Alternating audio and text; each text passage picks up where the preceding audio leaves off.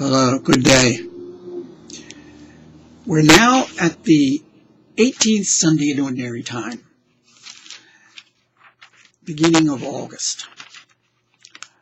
These are just wonderful readings talking about the goodness of the Lord and how He is so very generous in every way.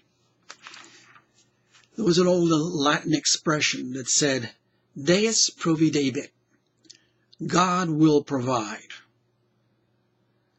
In the Gospel reading, chapter 14, verses 13 to 21, there's one line that strikes me very strongly.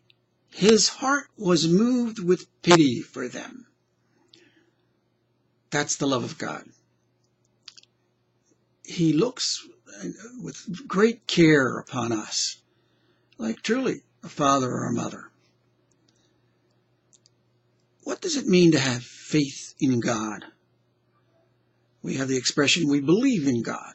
What does that mean? What should it mean? Well, really, I believe should mean we believe in God's love for us. His love for us will not allow God to do anything but provide. Well, then what does provide, the word provide, mean?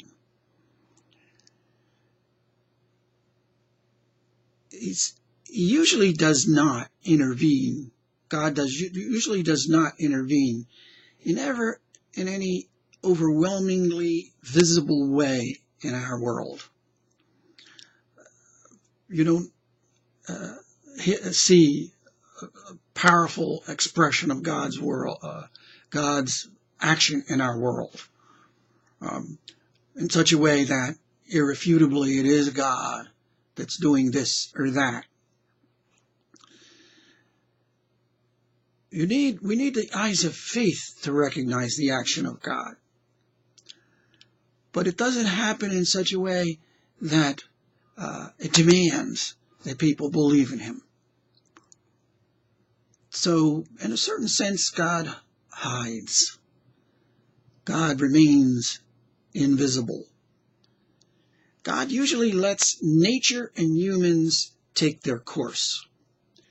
Usually God doesn't intervene and disrupt the natural flow of things, good or evil. His grace is always there, but it's in such a way that it flows under and is only visible to the eyes of faith, not to the ordinary human eye. So much so that in St. Paul's letter to the Romans, he says, will anguish or distress or persecution or famine or nakedness or peril or the sword keep us from the love of God? In other words, he's saying lots of bad things will happen. The early Christians were people who had a lot of bad things happen to them. They had terrible persecution. They were executed. The apostles were executed. They were decapitated. They were killed on crosses. They were burned at the stake. They had all sorts of bad things happen to them. What again, then, does provide mean? In what sense can we say God provides? I remember from last week, at the beginning of the second reading, also from one of Paul's letters, there was the sentence, we know that all things work for the good for those who love God. Yes, bad things do happen to good people. God gets us through it all. And in the end, we are victorious. We will go through difficult times. We will have problems. This world is not heaven. This is not paradise. That's some other place. So through this world can have many trials.